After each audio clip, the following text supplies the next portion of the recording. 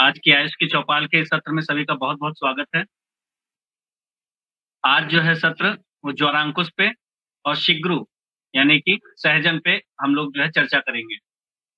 किसी का कोई भी प्रश्न हो, तो बीच में भी पूछ सकता है। अगर किसी को समस्या हो रही है सुनने में या समझने में, बीच में भी पूछ सकता है। और कोई प्रश्न हो अगर उससे रिलेटेड, तो सत्र के आखिरी में जो है हम लोग फिर से चर्चा करेंगे इस पे। तो स्टार्ट करने से पहले धन्वंतरि वंदना नहीं हुई है, तो एक बार धन्वंतरि वंदना हम लोग करेंगे। क्योंकि भगवान धन्वंतरि जो है, वो हमें आयुष प्रदान करते हैं, हम लोगों को स्वस्थ रखते हैं। उनसे एक बार प्रार्थना करेंगे, चूँकि इस समय कुंभ भी चल रहा है। जो धन्वंतरि भगवान हैं, वो अमृत कलश लेके निकले थे इसी कुंभ के समय पर।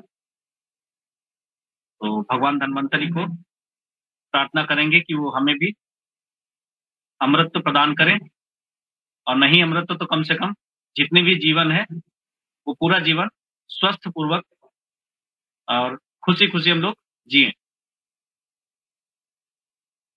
यो विश्वं विदधाति पाति सततं संहारयत्यञ्जसा सृष्ट्वा दिव्यमहोषधीश्च विविधान् पूरीकरोत्यामयान् बिभ्राणो जलिना चकास्ति भुवने पीयूषपूर्णघटं तं धन्वन्तरि देवमीशम् अलम् वन्दामहे श्रेयसे वन्दामहे श्रेयसे वन्दामहे श्रेयसे। धन्वंतरि भगवान सभी का कल्याण करें।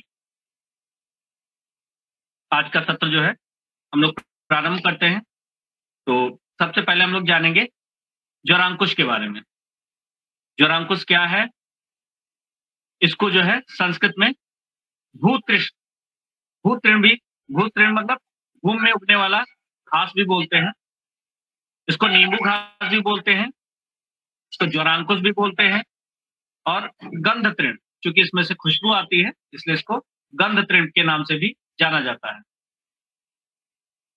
और लैटिन नेम जो है इसका सिम्बोपोगन सिट्रेटस है। तो इसका जो है आजकल सबसे ज्यादा प्रयोग जो है एरोमा थेरेपी में किया जाता है। हालांकि इसकी जो पत्तियां हैं उनको शरीर को सुगंधित रखने के लिए नहाने के पानी में मिलाते हैं, तो इससे जो है स्नान के बाद एक अच्छी सी शरीर से खुशबू आती है, और इससे शरीर में स्किन पे एक चमक आती है। और चूंकि बहुत अच्छी सी लेमन की खुशबू आती है, तो उससे हमारा मन भी जो है प्रसन्न रहता है। और एरोमा थेरेपी जो बहुत ज्यादा प्रचलित हो रही है आजकल, तो उसमें जो है ज्वरांकुश का जो तेल होता है वो सुगंधित द्रव्यों में आता है।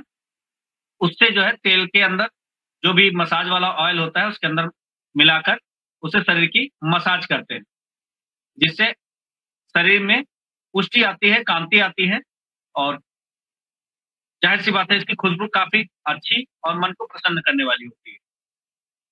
तो ज्वरांकुश जो है वो एंटीबैक्टीरियल गुण रखता है। इसमें एंटी इन्फ्लेमेटरी यानी कि सूजन को कम करने वाले तत्व भी पाए जाते हैं, और एंटी फंगल यानी कि जो हम लोगों को दांत खाज वगैरह हो जाता है, वो प्रॉपर्टी भी इसके अंदर पाई जाती है। तो जिनको प्रायः बलगम और कफ की समस्या रहती है, यानी कि उनके फेफड़ों में हमेशा कहते हैं कि बलगम जमा हुआ है, निकल नहीं रहा, खासकर इस मौसम में जबकि शरद ऋतु स्टार्ट हो गई है, सॉरी शिशिर ऋतु स्टार्ट हो गई है। तो जब बसंत के बाद शिशिर आती है, और शिशिर के बाद अभी जब सॉरी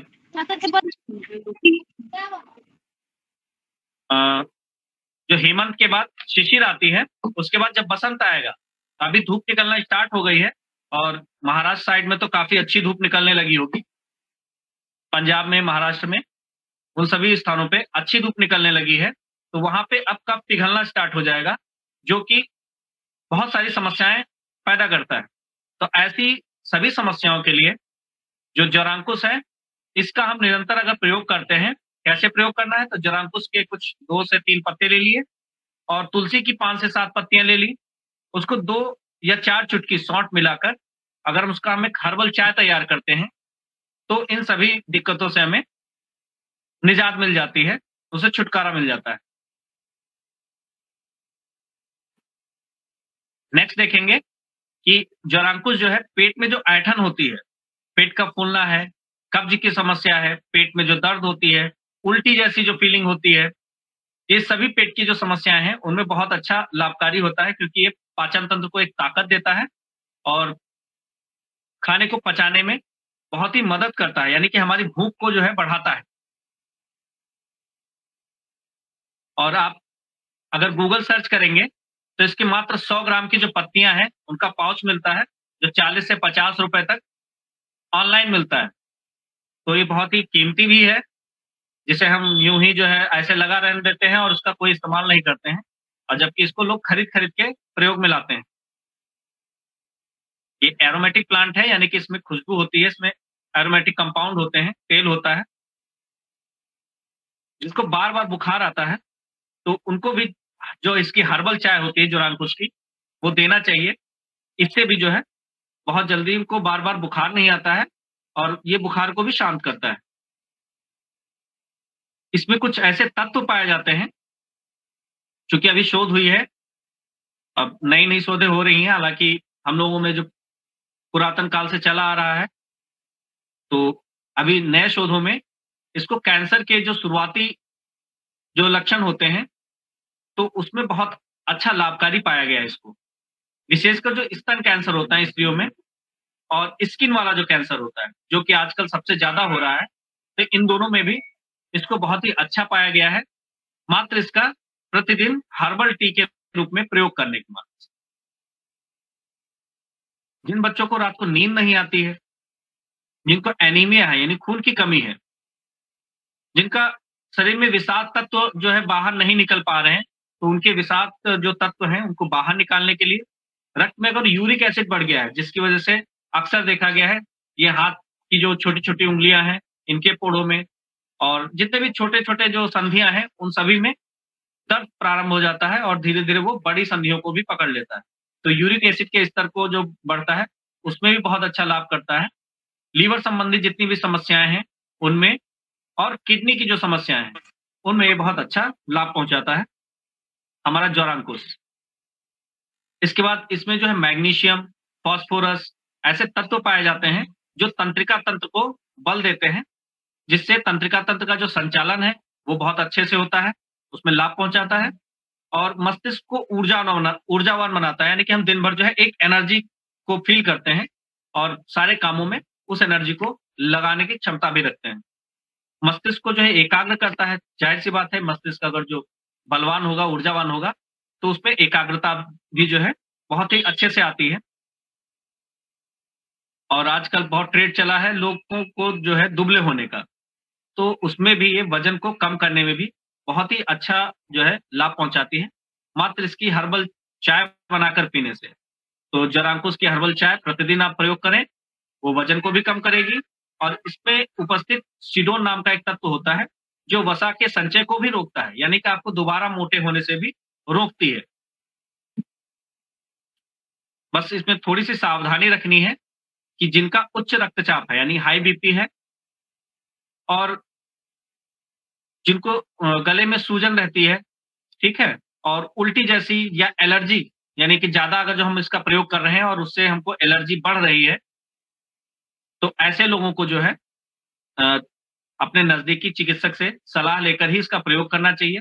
हो सकता है किसी और वजह से वो समस्या आ रही हो, लेकिन अगर बीपी वगैरह बढ़ा हुआ है, तो इसके प्रयोग को तुरंत रोक कर एक चिकित्सीय परामर्श अवश्य ले लेना चाहिए। इसको अगर हम प्रयोग नहीं भी करते हैं, तब भी आप देखेंगे इसको मात्र घर पे अगर हम लगा लेते हैं, मतलब दरवाजे के आस-पास या पीछेवाड़े में या आँगन में लगा लेते हैं, तो जोरांकिस की पत्तियों को पानी के साथ मिक्स करके, पीस कर, छान कर, इसमें थोड़ा-सा सोडा, नीम का तेल और हाइड्रोजन पेरोक्साइड लिक्विड मिलाकर पौधों पर इसी पौधे का जो है घर पे जो है छिड़काव अगर जो कर देते हैं, तो इससे कीड़े-मकोड़े भी भागते हैं और इससे मच्छरों से भी बचा जा सकता है। और इसका खाली अगर पेड़ भी लगा देते हैं, तो उसमें से भी एक अच्छी-सी खुशबू आती है नींबू वाली, उससे भी जो है मच्छर हमारे घरों में नहीं आते हैं। इसको लगाएँगे कैसे?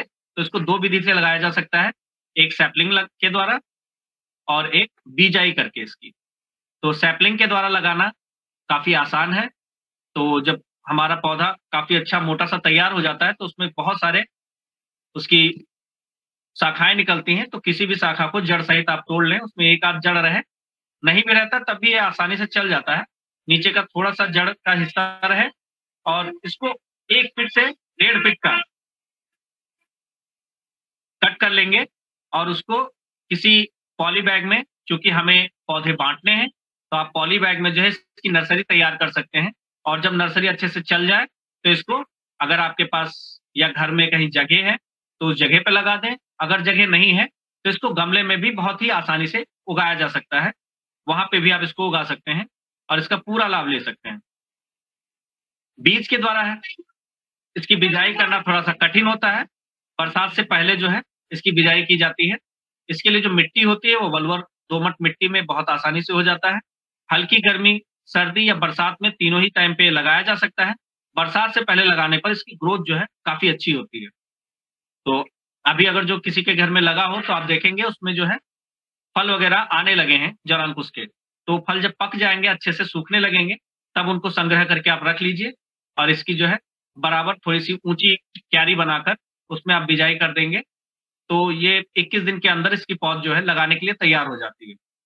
और इसकी कटाई कब करेंगे? तो इसकी जब भी आवश्यकता हो, आपका पत्ती इसका आपको काढ़ा बनाना है, चाय बनाना है, तो आप एक पूरी पत्ती जो पूरी तरीके से परिपक्व हो चुकी है, विकसित हो चुकी है, उसको आप तोड़ के इसे काढ़े में प्रयोग कर सकते हैं। और अगर आपको संग्रह करना है, मान लीजिए बहुत ज़्यादा झाड़ हो गई है, उसकी सफाई भी करनी है, तो आप 10-12 दिन पहले उसको पानी देना बंद कर दीजिए। तो 10-12 दिन बाद आप देखेंगे उसमें से बहुत अच्छी नींबू की खुशबू बहुत तेज़ आने लगती है। तो जब वो खुशबू आने लगे, तो समझ जाइए इसमें एरोमेटिक कंपाउंड काफ़ी अच्छी मात्रा में बन गए हैं। फिर इनकी पत्तियों को आप काट लीजिए, काट कर उसको छाया में सुखाकर और किसी काँच के पात्र में या सूखे स्थान पर संग्रह करके इसको रख लीजिए और बाकी जो उसकी जड़ें वगैरह में जो झाड़ बची है, उसमें थोड़ा-सा पानी डाल देंगे, तो उसमें से नए कल्ले फिर से निकलने लगते हैं। और इसके तेल भी बनाया जाता है, तो जो इसकी खेती करना चाहते हैं, वो उसकी खेती भी कर सकते हैं। खेती करने के लिए इनकी जो पौध से पौध की दूरी होती है, वो लगभग 1 से 1.5 फीट दूर और जो लाइन से लाइन के बीच की दूरी होती है, वो 3 से 4 फीट की जो है दूरी रखकर अगर इसकी हम सैपलिंग्स लगाते हैं, तो काफ़ी अच्छा क्योंकि इसको ग्रोथ करने के लिए काफ़ी अच्छी जगह चाहिए। एक ही साल में जो है काफ़ी अच्छा मोटा थान हो जाता है, तो उसको आप हाथ से पकड़ नहीं पाएँगे। इतना जो है इसकी ग्रोथ हो जाती है। तो इस ग्रोथ करने के लिए काफ़ी अच्छा स्पेस चाहिए, इसलिए इसको ऐसी जगह लगाएँ जहाँ स्पेस अच्छा हो या खेती कर रहे हैं तो इसके बीच में स्पेस अच्छा दें, ताकि ये ग्रोथ कर सके।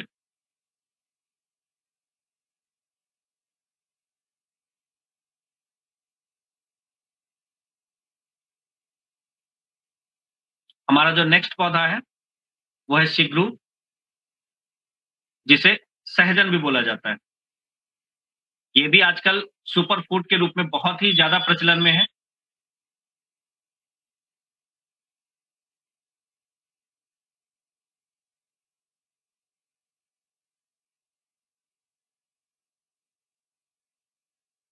मेरी आवाज़ क्लियर आ रही है ना, मनीषा जी? जी।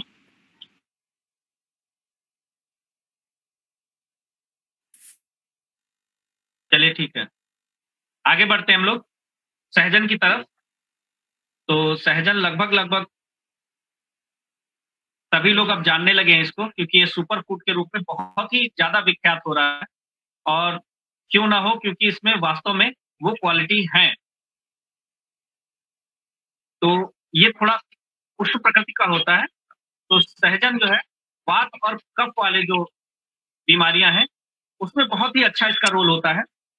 बहुत ही अच्छे से उसको मैनेज करता है और चूँकि हम लोग इसको सांभर के रूप में खाते हैं, आयुर्वेद में इसको शोभांजन भी कहा जाता है। तो क्यों कहा जाता है शोभांजन? इसके बारे में हम लोग आगे चर्चा करेंगे। चलिए देखते हैं। तो सहजन जो है, वो वात और कफ के लिए उत्तम दवा है और ये आसानी से मिल भी जाता है, क्योंकि सभी जगह बहुत आसानी से उग आता है, तो आसानी से मिल भी जाता है। ये हल्के से रूखे और तीखे नेचर वाली होती है, तो इसकी तासीर भी बहुत गर्म होती है। तो रूखा और गर्म होने से ये कफ और वात को जो है, इसकी 120 से भी ज़्यादा जो बीमारियाँ हैं, उन पे काफ़ी अच्छा लाभ देता है। तो तीखे होने के कारण जो है, ये दीपन पाचन में यानी कि अगर भूख नहीं लग रही है, ठीक है? और उस भूख को बढ़ाता है। तो ये शरीर में जो चीज़ें हैं, उनको रोकने का काम करता है। यानी कि जो पोषण होता है खाने में, उसको शरीर के अंदर रोकने का काम करता है, जिसको शरीर में कुछ लगता नहीं है। यानी कि कह रहे हैं कुछ खाते हैं लेकिन शरीर में लग नहीं रहा है। तो उसमें बहुत अच्छा इसका रोल होता है और ये दर्द को भी चूँकि कम करता है, वात में काफ़ी अच्छा फ़ायदा करता है। दर्द को भी कम करता है, इसलिए इसको दर्द करने वाली दवा के नाम से भी जाना जाता है। इसका अगर इस्तेमाल करते हैं तो हमारे शरीर के बहुत दर्दों में फ़ायदा पहुँचाती है।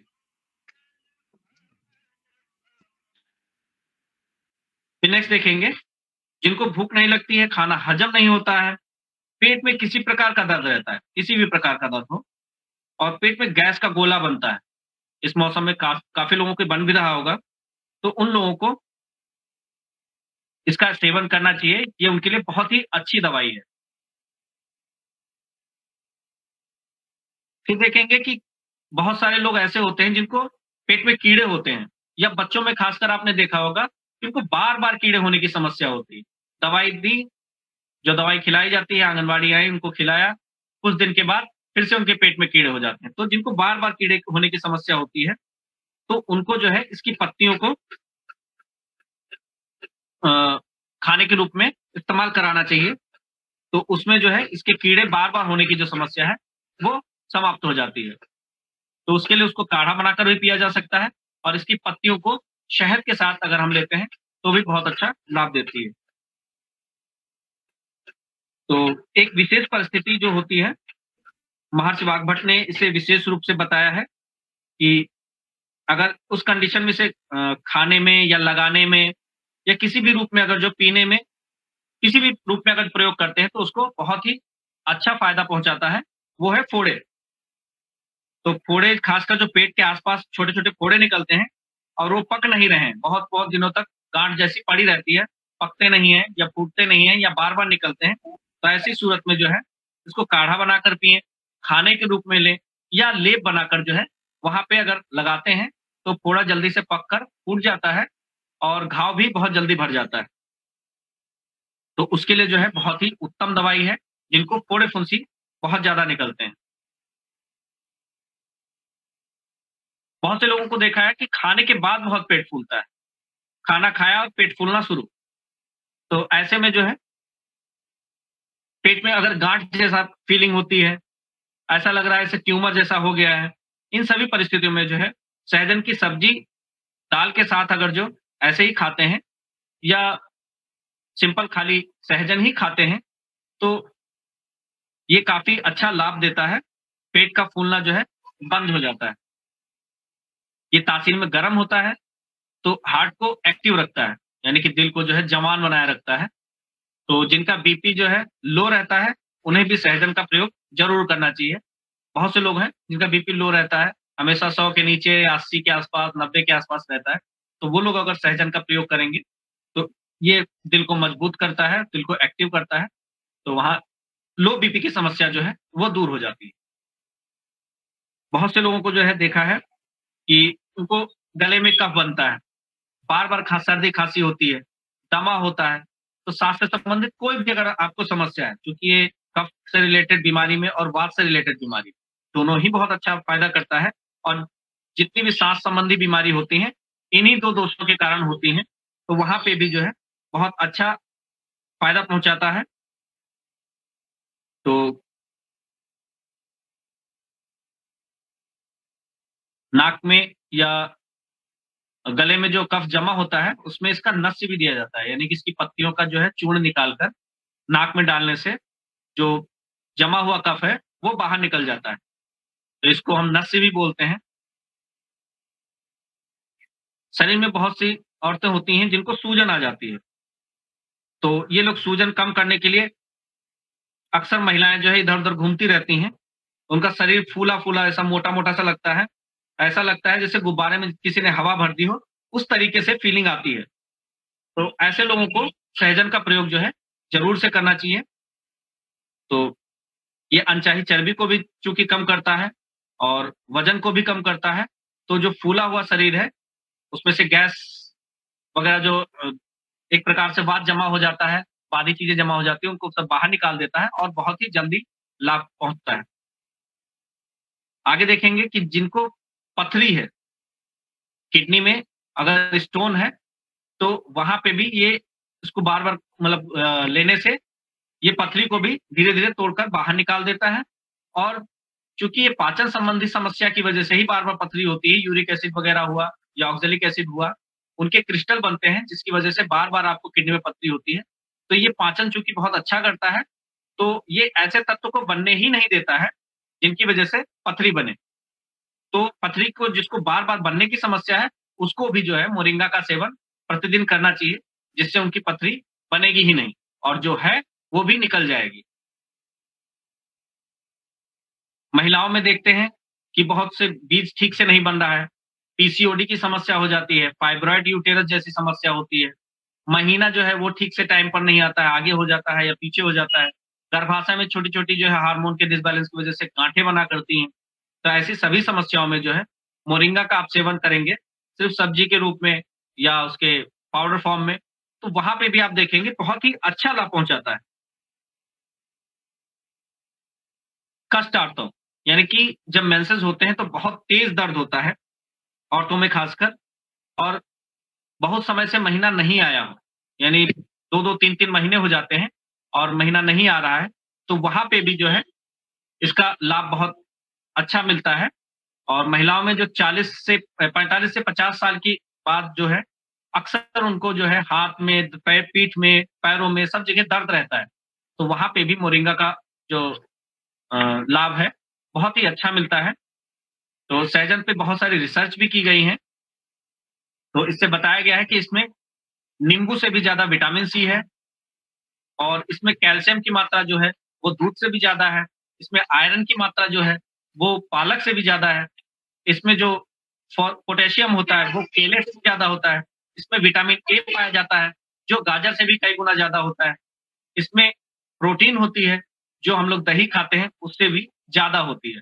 तो हर मामले में जो है, आप इतनी चीज़ें लेंगे, उससे अच्छा आप 1 चम्मच खाली मोरिंगा पाउडर या मोरिंगा की पत्तियाँ जो होती हैं, यानी कि सहजन की जो पत्तियाँ हैं, उनको भून कर हल्का-सा आप ले लेंगे, तो ये सारे फ़ायदे आपको मिल जाएँगे। फिर हम देखेंगे स्किन वाली जो बीमारियाँ होती हैं, खासकर जो खुजली होती है, दाग धब्बे रहते हैं, दाँत बार-बार होता है, दाँत खाज वगैरह रहता है, कुष्ठ होता है और जाड़ा लगकर बुखार आता है। चूँकि ये उष्ण प्रकृति की मैंने पहले ही बताया है, ये उष्ण प्रकृति की औषधि है। इसको हम भोजन के रूप में भी खाते हैं, लेकिन ये बहुत ही अच्छी औषधि के रूप में भी काम करती है और जिनको पसीना नहीं आता है, बहुत से लोग ऐसे होते हैं जिनको बहुत पसीना आता है, लेकिन कुछ लोग ऐसे होते हैं जिनको पसीना ही नहीं आता है। तो इन सभी लोगों में इसका अगर सेवन हम कराते हैं रेगुलर, तो आप देखेंगे कि अगर जाड़ा लगकर बुखार आ रहा है, तो आप मोरिंगा का जो है काढ़ा बनाकर देंगे, तो वो बुखार को पसीना लाकर उतार देता है, बहुत ही अच्छे से उतरता है और साथ में जिनको पसीना नहीं आता, उनको पसीना आने लगता है। चूँकि ये पसीने के साथ-साथ बहुत सारे अपद्रव्य जो होते हैं, ब्लड जो खराब करने वाले जो हमारे शरीर में टॉक्सिक पदार्थ होते हैं, उनको भी साफ करता है। तो हमें स्किन वाली जो भी समस्याएँ होती हैं, जो आपकी स्क्रीन पे दिख रही हैं, खुजली है, दाग धब्बे हैं, दाँत कुष्ठ है, ये सभी चीज़ों में बहुत ही अच्छा फ़ायदा करता है। शुभांजन, क्योंकि अभी हमने शुरू-शुरू में बताया था, इसको शुभांजन बोलते हैं। वो इसलिए बोलते हैं क्योंकि इसके बीजों के चूर्ण का प्रयोग जो है, आँखों में अंजन के रूप में करते हैं। जो एक तरफ आँखों में होने वाली कफ संबंधी जो समस्याएँ होती हैं, उनको भी ठीक करता है। जैसे कि डेक्टियोसिस्टाइटिस हो जाती है, यानी छोटे-छोटे दाने वगैरह निकलते रहते हैं, आगजनी जिसको बोलते हैं। और वहीं दूसरी तरफ जो है आँखों की शोभा भी बढ़ाता है, क्योंकि कहीं-कहीं देखा गया है, जिनको मोतियाबिंद वगैरह रहता है, उनको भी अगर जो शोभांजन कराया जाए, तो मोतियाबिंद तक की ये गला देता है। हालाँकि इसका प्रयोग जो है, चिकित्सक की सलाह से ही करना चाहिए। लेकिन जैसे हम काजल का प्रयोग करते हैं, उस प्रकार से हम अन्य दवाओं के साथ इसका भी प्रयोग करेंगे, तो रिज़ल्ट काफ़ी अच्छे देखे गए हैं।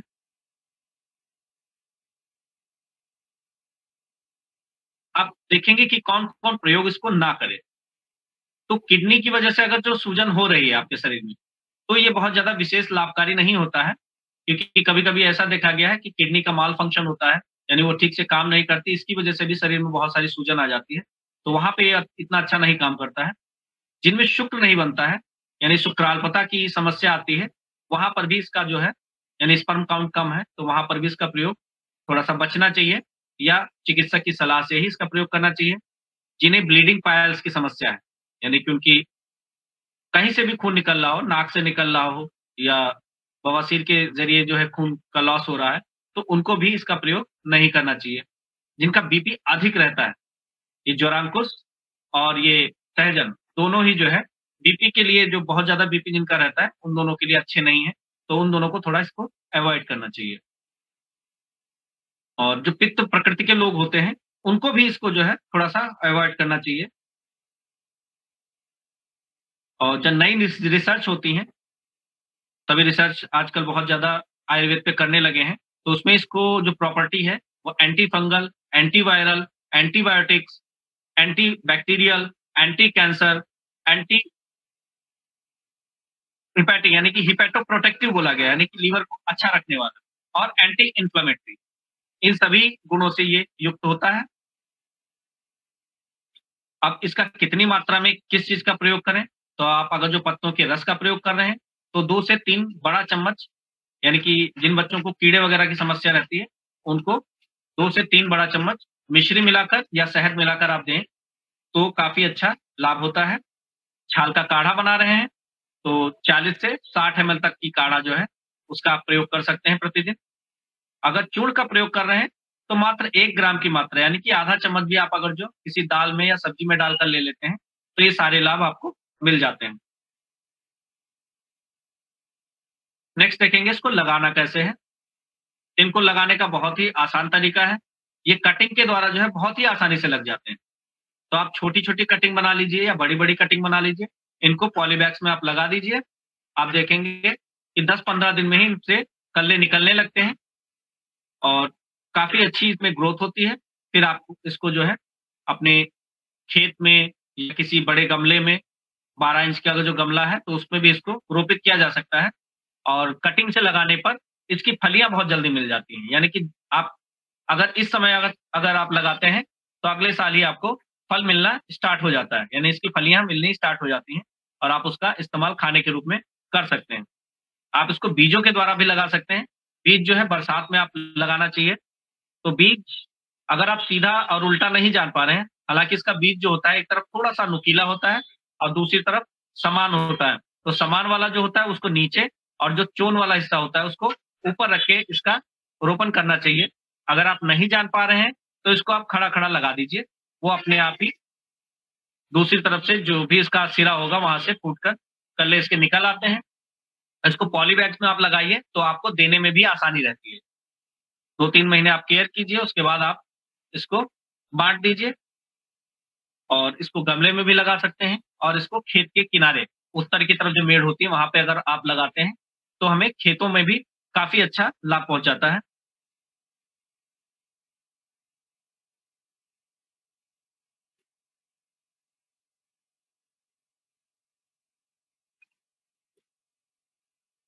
अगर आपके किसी भी अ, टॉपिक में कोई भी मतलब जो भी हम लोगों ने चर्चा की है, इसमें अगर आपको कोई भी समस्या हो रही है, तो आप पूछ सकते हैं, कहीं से भी आप पूछ सकते हैं।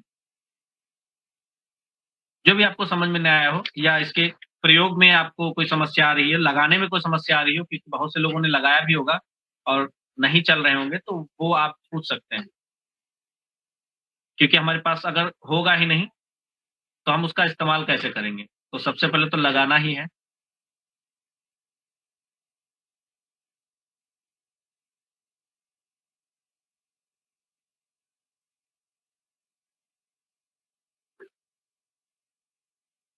चलिए, लगता है या तो कुछ नहीं समझ में आया है या सब कुछ समझ में आ गया है और दोनों ही सूरत में कोई प्रश्न नहीं बचते हैं। फिर भी अब अगर आपका कोई भी प्रश्न हो, तो अभी हम जो पीडीएफ शेयर करेंगे, उसमें नीचे मेरा नंबर दिया है, आप डायरेक्ट मुझसे वहाँ से पूछ सकते हैं और आप मनीषा जी से भी पूछ सकते हैं। किसी को अगर प्लांट्स की कोई समस्या आ रही हो, प्लांट नहीं मिल रहे हैं, तो भी आप मनीषा जी से जो है संपर्क करके प्लांट वो अवेलेबल करा देंगी, अरेंज करा देंगी, तो आप उनसे बात कर लीजिए। और चूँकि जनवरी निकल रहा है अब धीरे-धीरे, अब प्लांट लगाने का सबसे अच्छा मौसम है। ये फरवरी और मार्च, ये 2 मौसम ऐसे होते हैं, ये 2 महीने ऐसे हैं, जिनमें हमारी नर्सरी बहुत अच्छे से तैयार हो जाती है। बिना किसी पॉली हाउस के भी इस मौसम में बहुत अच्छी नर्सरी तैयार हो जाती है। तो आप जल्दी से जल्दी अपनी नर्सरी तैयार कर लें और लोगों तक इसका लाभ पहुँचाएँ, खुद भी उगाएँ, दूसरों को भी प्रोत्साहित करें और सभी की स्वास्थ्य की मैं कामना करता हूँ ईश्वर से कि सभी स्वस्थ रहें, मस्त रहें। नमस्कार।